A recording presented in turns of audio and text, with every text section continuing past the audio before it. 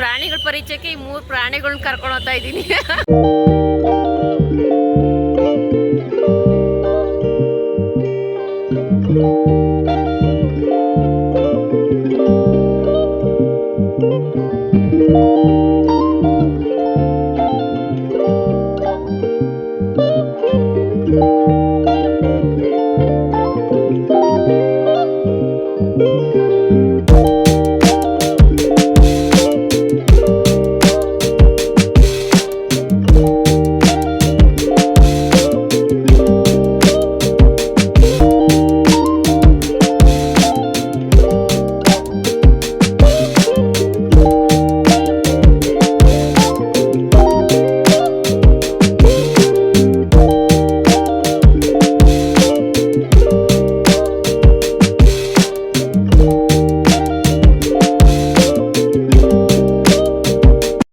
Hi friends, welcome back to Manthan's blog. ನಾನು ಕಲಾ. ಎಲ್ಲರೂ ಹೇಗಿದ್ದೀರಾ ಸ್ನೇಹಿತರೆ? ನಾನು ಕೂಡ ತುಂಬ ಚೆನ್ನಾಗಿದ್ದೀನಿ. ನೀವು ಸಹ ಆರೋಗ್ಯವಾಗಿದ್ದೀರಾ ಅಂತ ಭಾವಿಸ್ತಾ ಇವತ್ತಿನ ವ್ಲಾಗ್ನ ಶುರು ಮಾಡ್ತಾ ಇದ್ದೀನಿ. ಇವತ್ತಿನ ವ್ಲಾಗ್ನ ಸಂಜೆಯಿಂದ ಶುರು ಮಾಡ್ತಾ ಇದ್ದೀನಿ. ಅರೌಂಡ್ 7 o'clock ಆಗಿತ್ತು ಅಂತ ಅಂದ್ಕೊತೀನಿ. ಸೊ ಎಲ್ಲ ನಾನು ನಮ್ಮ ಊರ ಹತ್ರ ದವಸಪೇಟೆಯಲ್ಲಿ ಇದೊಂದು ಪ್ರಾಣಿಗಳ ಪರಿಚಯ ಅಂತ ಏನೋ ಎಕ್ಸಿಬಿಷನ್ ಥರ ಇಟ್ಟಿದ್ದಾರೆ. ಸೊ ಹಾಗಾಗಿ ಮಕ್ಕಳನ್ನ ಕರ್ಕೊಂಡು ಬಂದಿದ್ವಿ. ಸೊ ಅವ್ರ ತಂದೆ ಬೆಳಿಗ್ಗೆನೇ ಹೇಳಿದರು, ಸಂಜೆಗೆ ಹೋಗೋಣ, ಮಕ್ಕಳನ್ನೆಲ್ಲ ರೆಡಿ ಮಾಡೋ ಅಂತ ಹೇಳಿದರು. ಸೊ ಹಾಗಾಗಿ ಮಾನ್ಯ ಬಂದಿಷ್ಟಾಗ್ತೇ ಹೋಮ್ವರ್ಕ್ ಎಲ್ಲ ಬರೆಸಿ ನಾವು ಸಹ ರೆಡಿಯಾಗಿ, ಹಾಗೆಯೇ ನಮ್ಮ ಮನೆಯವರ ಚಿಕ್ಕಮ್ಮನ ಮಕ್ಕಳು ಅವರು ಸಹ ಇದ್ದರು. ಸೊ ಎಲ್ಲರೂ ಒಟ್ಟಿಗೆ ಬಂದರೆ ಒಂಥರ ಖುಷಿ ಇರುತ್ತೆ ಅಲ್ವಾ? ಸೊ ಹಾಗಾಗಿ ಎಲ್ಲನೂ ಕರ್ಕೊಂಡ್ಬಂದ್ವಿ. ನಮ್ಮ ಮಾವ ಯಾವಾಗಲೂ ಹೇಳ್ತಾ ಇರೋರು ಹುಡುಗರಿಗೆ, ಮೈಸೂರು ಝೂಗೆ ಹೋಗೋಣ, ಅಲ್ಲೆಲ್ಲ ಪ್ರಾಣಿಗಳು ಅಂದರೆ ಮಕ್ಕಳಿಗೆ ಡೈರೆಕ್ಟಾಗಿ ನೋಡೋದಕ್ಕೆ ತುಂಬ, ಅವ್ರಿಗಿನ್ನ ಯಾವ್ಯಾವ ಪ್ರಾಣಿ ಏನು ಅನ್ನೋದು ಪರಿಚಯ ಆಗಿರೋದಿಲ್ಲ ಅಲ್ವಾ? ಸೊ ಹಾಗಾಗಿ ಅಲ್ಲಿ ಹೋಗಿ ನೋಡಿದ್ರೆ ಚೆನ್ನಾಗಿ ಗೊತ್ತಾಗುತ್ತೆ ಅಂತ ಹೇಳೋರು. ಯಾವಾಗಾದರೂ ಹೋಗೋಣ, ರಜಕ್ಕೆ ಹೋಗೋಣ ಅಂತ ನಮ್ಮ ಮಾರ್ನಿಂಗಾಗಲಿ ನಮ್ಮ ತಾನಿಂಗಾಗಲಿ. ಆ ತಾನಿಂಗೆ ಯಾವ ಥರ ಬಾಯ್ಪಟ್ಟಾಗಿ ಹೋಗ್ಬಿಟ್ಟಿತ್ತು ಅಂದರೆ, ನಾವು ಎಲ್ಲಿಗೋಗೋಣಪ್ಪ ಅಂದರೆ ಝೂ ಅಂತ ಹೇಳೋಳು. ಆ ರೀತಿಯಾಗಿ ಹೇಳಿದರು ಹೋಗೋಣ ಅಂತ. ಬಟ್ ಏನಂತಂದರೆ, ಇವಾಗ ಯಾವಾಗಾದರೂ ಹೋಗಬೇಕು ಅಂದರೆ ನಾವು ಶನಿವಾರ ಭಾನುವಾರನೇ ಹೋಗಬೇಕು. ಅದು ಬಿಟ್ಟರೆ ಮಗಿಗೆ ಸ್ಕೂಲ್ ರಜೆ ಇದ್ದಾಗ ಹೋಗಬೇಕು.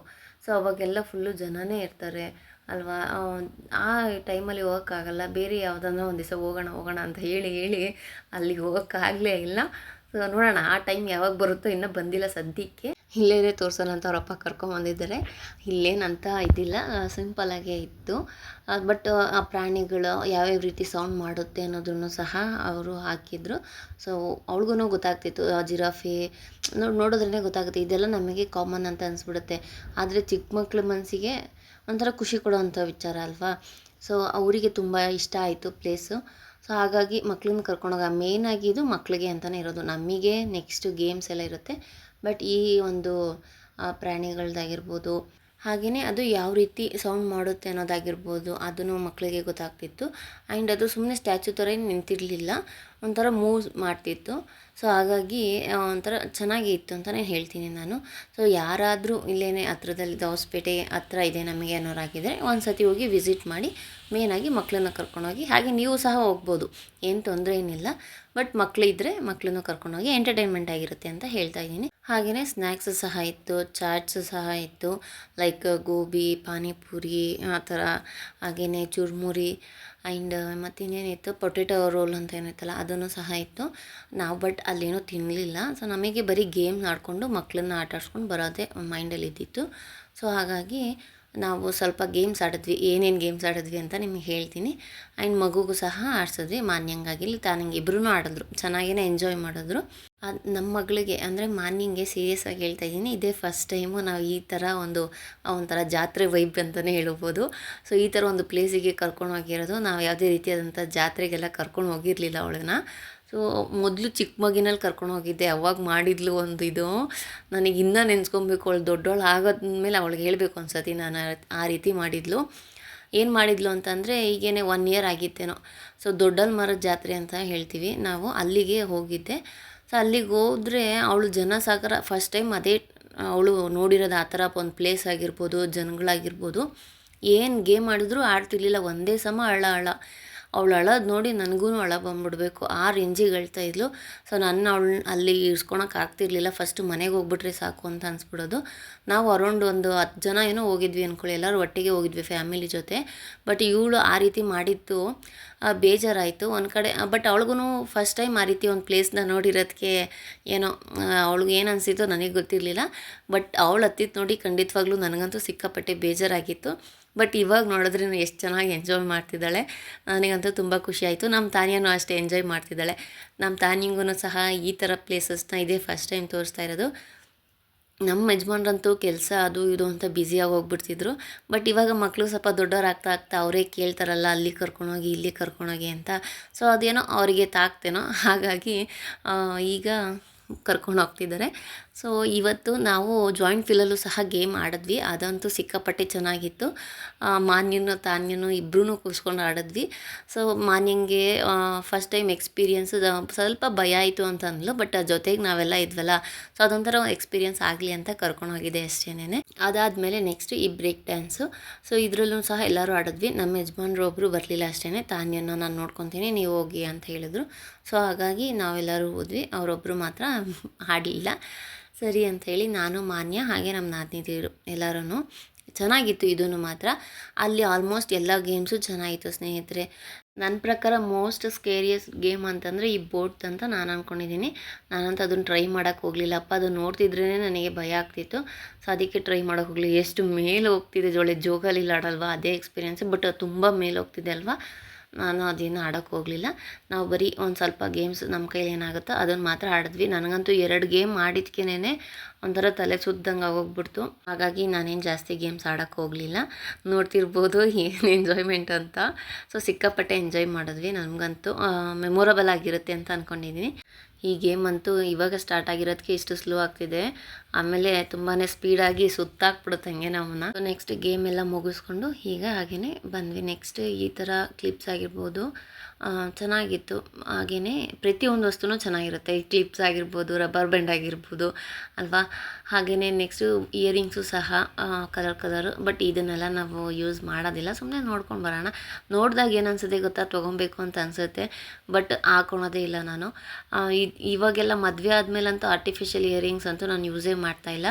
ಸೊ ಅದೆಲ್ಲ ಈಗ ಬಂದಾಗ ಹೋಗ್ಬಿಟ್ಟಿದೆ. ಹಾಗಾಗಿ ಏನೂ ತೊಗೊಳಕ್ಕೆ ಹೋಗಲಿಲ್ಲ. ಜುಮ್ಕಾಸ್ ಮಾತ್ರ ತುಂಬಾ ಚೆನ್ನಾಗಿತ್ತು. ಒಂದಕ್ಕಿಂತ ಒಂದು ತುಂಬ ಚೆನ್ನಾಗಿತ್ತು, ನೋಡ್ತಿರ್ಬೋದು. ಸೊ ತಗೊಳ್ಳೋ ಮನಸ್ಸಿತ್ತು. ಬಟ್ ನಾನು ತೊಗೊಂಡು ಏನು ಮಾಡಲಿ, ಸುಮ್ಮನೆ ಇಟ್ಕೊಂಡು ನೋಡ್ತಿರ್ಬೇಕಷ್ಟೇ ಅದನ್ನು. ಹಾಕ್ಕೊಳಲ್ಲ ಏನಿಲ್ಲ ಅಂದಮೇಲೆ ಏನಕ್ಕೆ ಅಂತ ಹೇಳಿ ಸುಮ್ಮನೆ ಅದೇ. ನಮ್ಮ ಮನೆಯವ್ರು ಹೇಳ್ತಿದ್ರು, ಇವನ್ನೆಲ್ಲ ಹಾಕ್ಕೊಳಲ್ಲ ನೀನು, ನಡಿ ನಡಿ ಅಂತಿದ್ರು. ಬಟ್ ಆದರೂ ಇರ್ಲಿ ನೋಡ್ತೀನಿ ಅಟ್ಲೀಸ್ಟು ಅಂಥೇಳಿ ನಿಧಾನಕ್ಕೆ ಬರ್ತಾಯಿದ್ದೆ. ಚಿಕ್ಕ ಮಕ್ಕಳಿಗೆ ಬ್ರಾಸ್ಲೆಟ್ಸ್ ಆಗಿರ್ಬೋದು, ಇಯರಿಂಗ್ಸ್ ಆಗಿರ್ಬೋದು ಅವ್ರಿಗೂ ಸಹ ಇತ್ತು. ಸೊ ನಾನು ಮುಂಚೆನೇ ಹೇಳಿದ್ದೆ, ಮಾನ್ಯ ಅದು ಬೇಕು ಇದು ಬೇಕು ಅಂತೆಲ್ಲ ಕೇಳಿಬಿಡಪ್ಪ, ಆ ಗೇಮ್ಸ್ ಆಡಿಸ್ತೀವಿ, ನಮಗೇನು ಕೊಡಿಸ್ಬೇಕು ಅನ್ಸುತ್ತೋ ಕೊಡಿಸ್ತೀವಿ, ನೀನು ಅಲ್ಲೆಲ್ಲ ಹಠ ಮಾಡಬೇಡ ಅಂತಲೇ ಮುಂಚೆನೇ ಹೇಳಿದ್ರು ಅವರಪ್ಪ. ಇಲ್ಲಾಂದರೆ ಇನ್ನೊಂದು ಸತಿ ಎಲ್ಗೂ ಕರ್ಕೊಂಡೋಗಲ್ಲ ನಿನ್ನ ಅಂಥೇಳಿ. ಸೊ ಮಕ್ಳಿಗೇನು ನೋಡಿದ್ದೆಲ್ಲ ಬೇಕು ಅನಿಸುತ್ತೆ. ಸುಮ್ಮನೆ ಅದೆಲ್ಲ ಒಂದೊಂದು ಸತಿ ಅನಿಸುತ್ತೆ ಕೊಡಿಸ್ಬೇಕು ಅಂತ. ಬಟ್ ಅದೆಲ್ಲ ವೇಸ್ಟ್ ಆಫ್ ದುಡ್ಡು. ಏನು ಅಂದರೆ ಈಗ ಮನೆಗೆ ತಂದು 2 ದಿವಸಕ್ಕೆ ಅದಾಗಲೇ ಎಲ್ಲೋ ಮೂಲೆಯಲ್ಲಿ ಬಿಸಾಕಿರ್ತಾರೆ, ಇಲ್ಲ ಏನಾದರೂ ಒಂದು ಮಾಡಿಟ್ಟಿರ್ತಾರೆ. ಸೊ ಹಾಗಾಗಿ ನಾವು ಅದಕ್ಕೆಲ್ಲ ಜಾಸ್ತಿ ಇನ್ವೆಸ್ಟ್ ಮಾಡೋಕ್ಕೆ ಹೋಗಲ್ಲ. ಈಗ ಉಪಯೋಗಕ್ಕಾಗಂಥದ್ದು ಪೆನ್ಸಿಲ್ಸ್ ಆಗಿರ್ಬೋದು, ಎರೇಸರ್ಸ್, ಬುಕ್ಸು ಈ ಥರದ್ದಾದರೆ ಕಣ್ಣು ಮುಚ್ಕೊಂಡು ಕೊಡಿಸ್ಬಿಡ್ತೀವಿ, ಯೂಸ್ ಆಗುತ್ತೆ ಮಡಿಕೊತಾಳೆ ಅಂತ. ಈ ಥರ ಕ್ಲಿಪ್ಸ್ ಆಗಿರ್ಬೋದು, ಆಗಲೇ ಡಿಮಾರ್ಟಿಗೆ ಒಂದು ಸತಿ ಕರ್ಕೊಂಡೋಗಿದ್ದೆ, ಅಲ್ಲಂತೂ ಎಲ್ಲ ತೊಗೊಂಡಿತ್ತಾಯಿತು. ಅದಕ್ಕೋಸ್ಕರ ಇವತ್ತೇನು ಕೊಡಿಸ್ಲಿಲ್ಲ ಮಕ್ಕಳಿಗೆ. ಹಾಗೆಯೇ ಅವಳು ಸಹ ಏನೂ ಆಟ ಮಾಡಲಿಲ್ಲ, ಬೇಕೇ ಬೇಕು ಅಂತ ಗುಡ್ ಗರ್ಲಾಗಿ ಆರಾಮಾಗಿ ಬಂದಳು. ನಮಗಂತೂ ಈಗ ಮಾನ್ಯ ಸ್ವಲ್ಪ ಎಲ್ಲನೂ ಅರ್ಥ ಮಾಡ್ಕೊತಿದ್ದಾಳೆ, ದೊಡ್ಡವಳಾಗ್ತಾ ಇದ್ದಾಳೆ. ಸೊ ಬೇಡ ಅಂದರೆ ಬೇಡ ಅಂತ ಒಂದು ಸ್ವಲ್ಪ ಹಠ ಮಾಡೋದು ಕಮ್ಮಿ ಮಾಡಿದ್ದಾಳೆ, ಅದು ಖುಷಿ ಇದೆ. ಸೊ ಇನ್ಮೇಲೆ ಈಗೇನೇ ಮಕ್ಕಳನ್ನ ಎಲ್ಲಾದರೂ ಹೊರಗಡೆ ಹೋಗಿ ಅವ್ರಿಗೆ ಪ್ಲೇಸಸ್ನ ತೋರಿಸೋದಾಗಿರ್ಬೋದು. ಸೊ ಯಾಕೆಂದರೆ ಇಷ್ಟು ದಿವಸ ಚಿಕ್ಕವಳಾಗಿದ್ಲು, ಬೇಡ ಅಲ್ಲಿ ಇಲ್ಲಿ ಕರ್ಕೊಂಡು ಹೋಗೋದು ಅಂತ ಸುಮ್ಮನೆ ಆಗಿದ್ವಿ. ಸೊ ಇನ್ಮೇಲೆ ಎಲ್ಲಾದರೂ ಹೊರಗಡೆ ಕರ್ಕೊಂಡು ಹೋಗ್ತೀನಿ. ಅಟ್ಲೀಸ್ಟ್ ಅವರಪ್ಪ ಬರೋಕ್ಕಾಗಲ್ಲ, ಬ್ಯುಸಿ ಅಂದ್ರೂ ನಾನಾದರೂ ಟ್ರೈ ಮಾಡೋಣ ಅಂತ ಅಂದ್ಕೊಂಡಿದ್ದೀನಿ. ನೀವು ನಂಬ್ತಿರೋ ಇಲ್ವೋ, ಅಪ್ಪ ಏನೂ ಮಾಡಲಿಲ್ಲ ಅಂದ್ರೂ, ಅಂದರೆ ಬೆಳಗ್ಗೆ ಹೋಗಿ ಸಂಜೆ ಮನೆಗೆ ಬಂದು ಮಗಳ ಜೊತೆ 1-2 ನಿಮಿಷ ಮಾತಾಡ್ಬಿಟ್ರೆ ಸಾಕು. ಅಪ್ಪನ ಮಗಳೇ ಅವಳು ಜಾಸ್ತಿ. ಅಮ್ಮ ಬೆಳಗ್ಗೆ ಎದ್ದು ನಾಷ್ಟ ಮಾಡ್ಕೊಡೋದ್ರಿಂದ ಸಂಜೆ ಹೋಮ್ವರ್ಕ್ ಬರ್ಸೋ ತನಕ ಎಲ್ಲ ಮಾಡಿದ್ರೂ ಏನೂ ಪ್ರಯೋಜನ ಇಲ್ಲ ಅಲ್ವಾ. ಪರವಾಗಿಲ್ಲ, ಇನ್ಮೇಲೆ ಬಾಂಡಿಂಗ್ ದೊಡ್ಡವರಾಗ್ತಾ ಬೆಳೆಯುತ್ತೆ ಅಂತ ನಾನು ಸುಮ್ಮನೆ ಆಗಿದ್ದೀನಿ. ಸೊ ಅಲ್ಲಿ ಎಕ್ಸಿಬಿಷನ್ ಎಲ್ಲ ಮುಗಿಸ್ಕೊಂಡು ಹಾಗೆಯೇ ಹೊರ್ಗಡೆನೇ ಊಟ ಮಾಡ್ಕೊಂಬಂದ್ವಿ. ಸೊ ಮುಂಚೆನೇ ಹೇಳಿದೆ ನಮ್ಮ ಅತ್ತೆಗೆ, ನಮಗೇನು ಊಟ ಬೇಡ, ಹೊರಗಡೆನೇ ಮಾಡ್ಕೊಂಬರ್ತೀವಿ ಅಂತ. ಸೊ ಹಾಗಾಗಿ ಅವರು ಏನು ವೆಯ್ಟ್ ಮಾಡಲಿಲ್ಲ. ಇನ್ನು ಮಕ್ಳಿಗೆ ಟೈಮ್ ಆಗಿತ್ತು. ನಾವು ಆಲ್ರೆಡಿ ಮನೆಗೆ ಹೋಗೋಷ್ಟರಲ್ಲಿ 10 ಗಂಟೆ 10:30 ಆಗಿತ್ತು. ಚಿಕ್ಕವಳಂತೂ ಮಲ್ಕೊಂಡ್ಬಿಡ್ತಿದ್ಲು ಊಟ ಮಾಡೋಕ್ಕಿಂತ ಮುಂಚೆನೇ. ಊಟದ ಟೈಮ್ಗೆ ಹೆಂಗೋ ಹಂಗೋ ಎಬ್ಬರಿಸಿ ಊಟ ಮಾಡಿಸಿದ್ದಾಯಿತು. ಸೊ ಇನ್ನು ಮನೆ ಕಡೆ ಬಂದ್ವಿ. ನಮ್ಮ ಮಾರ್ನಿಂಗ್ ಅಂತೂ ತುಂಬಾ ಖುಷಿಯಾಗಿತ್ತು. ಸೊ ಇವತ್ತಿನ ವ್ಲಾಗ್ ನಿಮಗೆ ಇಷ್ಟ ಆಗಿರುತ್ತೆ ಅಂದ್ಕೊತೀನಿ. ಸೊ ನಿಮ್ಮ ಮನೇಲೂ ಯಾರಾದರೂ ಚಿಕ್ಕ ಮಕ್ಕಳು ಅಂದರೆ ಒಂದು 6 ವರ್ಷ 4 ವರ್ಷ ಆ ರೀತಿಯಾದ ಮಕ್ಕಳಿದ್ರೆ ಹೊರಗಡೆ ಕರ್ಕೊಂಡೋಗಿ ಸ್ವಲ್ಪ ಎಂಜಾಯ್ಮೆಂಟ್ ಅನ್ನೋದಿರಲಿ. ನಮ್ಮೂರಲ್ಲಿ ಪಾರ್ಕು ಸಹ ಇಲ್ಲ ಹೋಗೋಣ ಅನ್ನೋದಕ್ಕೆ. ಸೊ ಅಟ್ಲೀಸ್ಟ್ ಇವತ್ತು ಹೋಗಿ ಬಂದಿತ್ತು, ನನಗೂ ಒಂಥರ ಖುಷಿ ಆಯಿತು. ಸೊ ಮಕ್ಕಳು ಖುಷಿನೇ ನಮ್ಮ ಖುಷಿ ಅಲ್ವಾ. ಮತ್ತೆ ಸಿಗೋಣ ಮುಂದಿನ ವ್ಲಾಗಲ್ಲಿ. Until then take care. Thanks for watching. ಧನ್ಯವಾದಗಳು.